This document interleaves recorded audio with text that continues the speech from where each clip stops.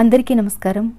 పండుగలప్పుడు లేదా ఎప్పుడైనా తీయగా తినాలనిపించినప్పుడు పాలు, పంచదార, బెల్లం లాంటివేమీ లేకుండా తీయగా చేసుకోగలిగే ఈ పాతకాలం పాయసం కోసం ముందుగా చిట్టుముత్యాల బియ్యం తీసుకోవాలి.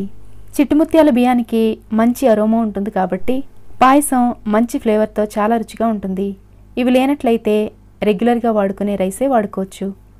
ఇప్పుడు ఒక గ్లాసు కొలిచి తీసుకున్న తర్వాత ఒకసారి బాగా కడిగి నీళ్లు పోసి అరగంట పాటు నానబెట్టుకోవాలి. ఈ పాయసం చేయడం కోసం ఒక గ్లాసు బియ్యానికి 5 గ్లాసుల చెరుకు రసం కొలిచి తీసుకోవాలి. బయట బండ్ల దగ్గర చెరుకు రసాన్ని తీసుకునేటప్పుడు అల్లం కానీ నిమ్మకాయ కానీ లేకుండా చెరుకు రసం మాత్రమే తీసుకోవాలి.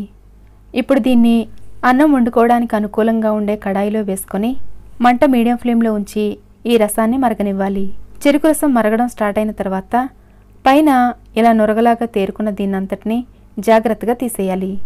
ఈ పాయసం చల్లారిన తర్వాత కొంచెం గట్టిగా అవుతుంది కాబట్టి చల్లారాక కూడా క్రీమీగా ఉండాలనుకునే వాళ్ళు చెరుకు రసాన్ని ఇంకొంచెం ఎక్స్ట్రా వేసుకోవచ్చు. ఇది మరగడం స్టార్ట్ అయిన తర్వాత నానబెట్టిన బియ్యాన్ని వేసుకొని ఫ్లేవర్ కోసం 2 యాలకుల్ని తొక్కలు కొంచెం పక్కకి వలిచి వేసుకోవాలి.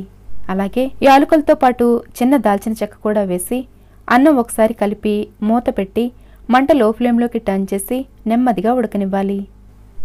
నీళ్లు ఎగిరిపోవడం స్టార్ట్ అయిన తర్వాత అడుగు పట్టే అవకాశం ఉంటుంది కాబట్టి మధ్య మధ్యలో మూత తీసి కలుపుతూ ఉడికించుకోవాలి. ఇది ఉడకడానికి దాదాపు అరగంట పైనే టైం పడుతుంది. సాధారణంగా ఒక గ్లాసు బియ్యానికి 5 గ్లాసుల చెరుకు రసం సరిపోతుంది. కానీ బియ్యం ఒకవేళ పాతవి అయితే కనుక చెరుకు రసం మరి కాస్త ఎక్స్ట్రా పట్టొచ్చు. ఇందులో ఉన్న నీళ్లు కూడా మరికొంచెం ఎగిరే వరకు మూత పెట్టి మంట లో ఫ్లేమ్లోనే ఉంచి ఉడకనివ్వాలి. ఇది ఇలా చక్కగా దగ్గర పడిన తర్వాత వేడివేడిగా సర్వ్ చేసుకోవడమే. అయితే దీన్ని ఇలాగే సర్వ్ చేసుకోవచ్చు, కానీ కొంచెం ఎక్స్ట్రా టేస్ట్ కోసం కావాలంటే జీడిపప్పులు, కిస్మిస్లు లాంటివన్నీ నేతిలో వేయించుకొని వేసుకోవచ్చు. దీన్ని గిన్నెలో సర్వ్ చేసుకున్న తర్వాత ప్యాన్లో 2-3 స్పూన్ల నెయ్యి వేసుకొని కొన్ని జీడిపప్పులు వేసి ఇవి కొద్దిగా వేగిన తర్వాత కొన్ని కిస్మిస్లు కూడా వేసుకోవాలి.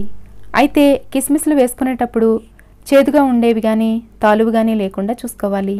లేదంటే పాయసం తినేటప్పుడు కాస్త చేదొచ్చే అవకాశం ఉంటుంది. ఇవి 2 చక్కగా వేగిన తర్వాత చివర్లో తురిమిన ఎండు కొబ్బరి కూడా కొంచెం వేసుకొని ఒకసారి కలిపి చక్కగా వేగిన తర్వాత పాయసంలో వేసుకోవడమే. సింపుల్గా ఈజీగా చేసుకోగలిగే ఈ ఓల్డ్ రెసిపీ మీకు నచ్చినట్లయితే లైక్ చేయడం మర్చిపోకండి. Thanks for watching.